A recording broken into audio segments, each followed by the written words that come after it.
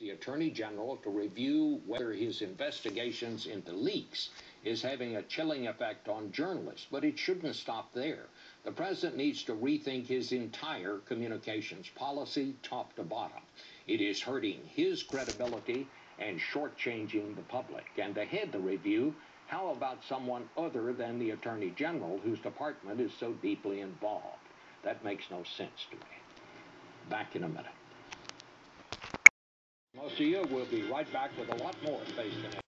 Face the Nation Part 2, page 2. Today we thought we'd explore a subject that affects everyone, the weather. So we have convened a panel of experts to tell us how bad things are going to get this summer and beyond. Heidi Cullen is the chief climatologist for Climate Central, which is an independent organization of scientists and journalists who study the climate and how it's changing. Jeffrey Kluger is an editor-at-large for Time magazine. He co-wrote this week's cover story on the Oklahoma tornado. David Bernard is with us in person today. He usually joins us from his weather-watching post at WFOR-TV, our CBS affiliate in Miami. And Marshall Shepard is the president of the American Meteorological Society. He is in Atlanta this morning. Dr. Shepard, I want to start with you because we've had floods, we've had droughts, we've had tornadoes, we've had superstorms. It's cold when it ought to be warm, and it's warm when it is supposed to be cold. I guess, you know, if it starts raining frogs, that's probably the only thing we haven't had so far. What is happening? Is this something different? Is this just a cycle? What's going on here? Yeah, well, it really, and I'm a professor at the University of Georgia, and here in Georgia, we've actually had almost all of those examples that you just gave. Tornadoes in Atlanta, we flooded in 2009, a really bad drought. I think it depends on which phenomena you talk about. Certainly, as I often say, weather is your mood and climate is your personality. So on any given day, you can have really cold weather or really violent weather. But the scientific literature, including our recent AMS climate change statement, does suggest that our climate is changing. And I think we can say some things about certain weather phenomena and climate phenomena that are more linked to this climate change. And we are in a different climate system now. Almost every weather phenomena happens in a warmer and more moist climate. And so I think we do see some changes in our climate and some responses in our weather.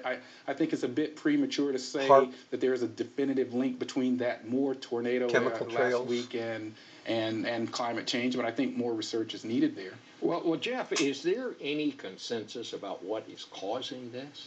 Well, in the case of the tornadoes, as Dr. Shepard says, we're reasonably sure that there is no link. And in fact, to the extent that climate change plays a role, the variables kind of neutralize one another. You get an increase in warm, moist air, which feeds tornadoes, but you also get a decrease in the updraft, the vertical shear. So they sort of cancel each other out.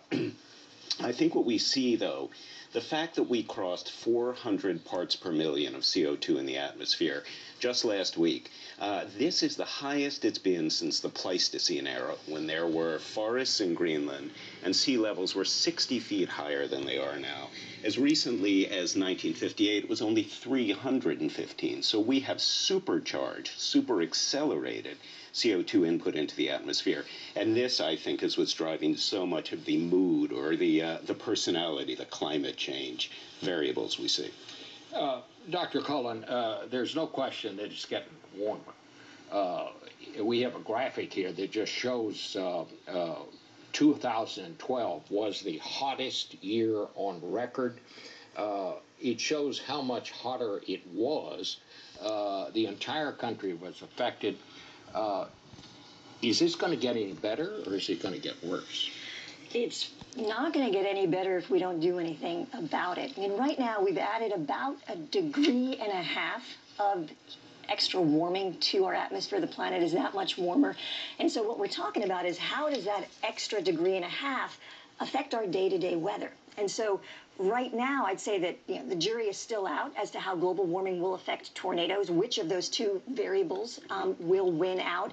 But when it comes to things like heat waves, when it comes to things like heavy rainstorms, drought, wildfires, we know that the atmosphere is on steroids, if you will. So basically, we know that we have to deal with weather-related risks. We live in a country that has always seen extreme weather, but we're basically moving in a direction where we're going to see more and more of certain of these extremes. And as we heard before, that stuff is really expensive. Well, but what is causing this?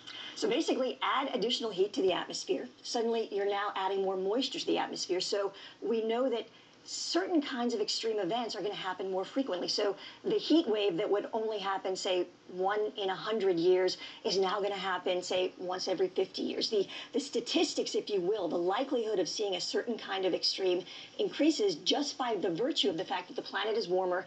And then also when it comes to storms, there's more moisture in the atmosphere. Those storms can now rain down more heavily. And basically, at the same time, we've got more people in harm's way. We saw that with Moore, Oklahoma as well. So, this combination of amplifying risks, more people in harm's way, a warmer planet with more moisture to bring more storms into play, it basically just increases our vulnerability across the boards.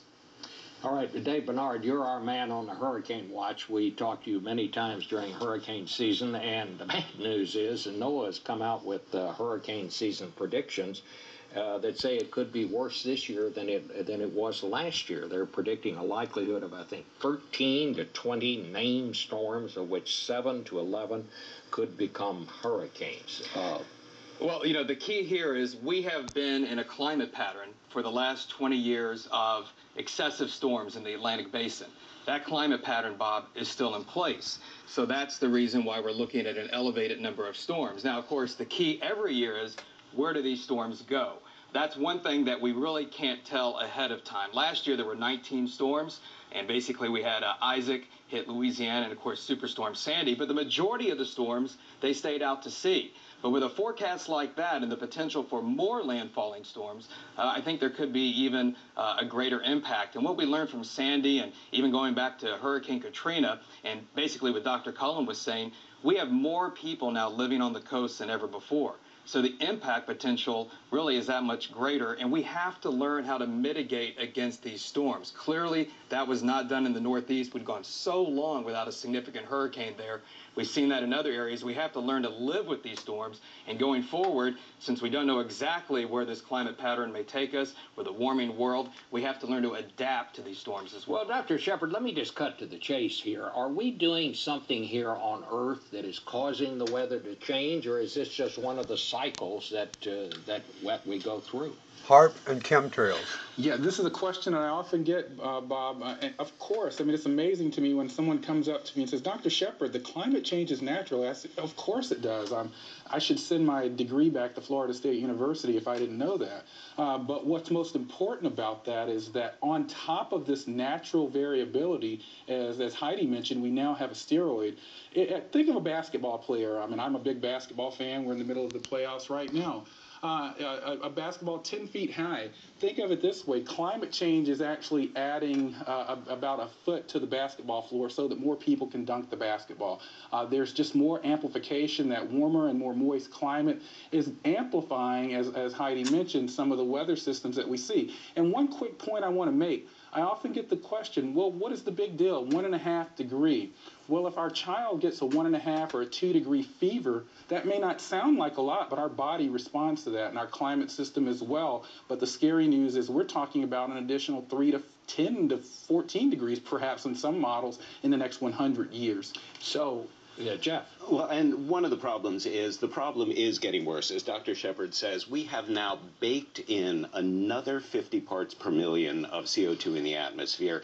Even if we turned everything around now, what's in the pipeline already is going to increase up to 450 and at a rate of 5.4 billion tons of CO2 the U.S. puts into the atmosphere every year, and 2.4 million pounds per second that the world pumps in. We're getting a level of consensus on thousands of peer-reviewed studies over decades that have established the connection between human activity and this kind of climate change. And we have to face the reality that the problem exists, and now we have to address it. Well, what is the human activity then? Well, the human activity principally is fossil fuels. Now, funnily, everybody attributes this to cars principally. Actually, 40% of all of the contribution is our homes, our office buildings, and things of that nature. Fossil fuels do make a difference, and we are actually making progress. The slow transition to renewables, the increase in mileage standards for cars, all of this is bringing these numbers down. But all that's doing is sort of putting out the fringes of the wildfire that's blazing. We have to get to the heart of it and begin to shut it down. And this is not just something that the United States, that's happening in the United States. Right. This is happening What's so worldwide. tricky about this problem, right? It's kind of the ultimate tragedy of the commons in the sense that we all contribute to the problem. And so it really, someone once said that climate change is really about a million little fixes. And it's also the biggest procrastination problem in the sense that the longer you wait to fix it, the tougher it gets to fix. So the sooner we start, the better off we are. And I really think adaptation is going to be the key. We've already baked in this CO2. We can't get rid of that. So we have to learn to live with the way the climate is going, and that means responsible development. We can't keep building in the same places that may be more prone to floods. I live in Miami Beach. We're dealing with sea level rise. That's something we're going to have to think about going forward in this new reality. Dr. Shepard, what I find kind of interesting is it's kind of like the country is divided in half. The western half of the country is going through these droughts, which bring on the fires and all of that. Yet on the eastern side of the country, we have all these floods that are going on right now. Is there any reason, scientific reason, that it's kind of divided the country in half like this? Well, it is. One of the things that we've always known in the literature is that places that are drier likely will get more dry, and places that are wetter will become more wet.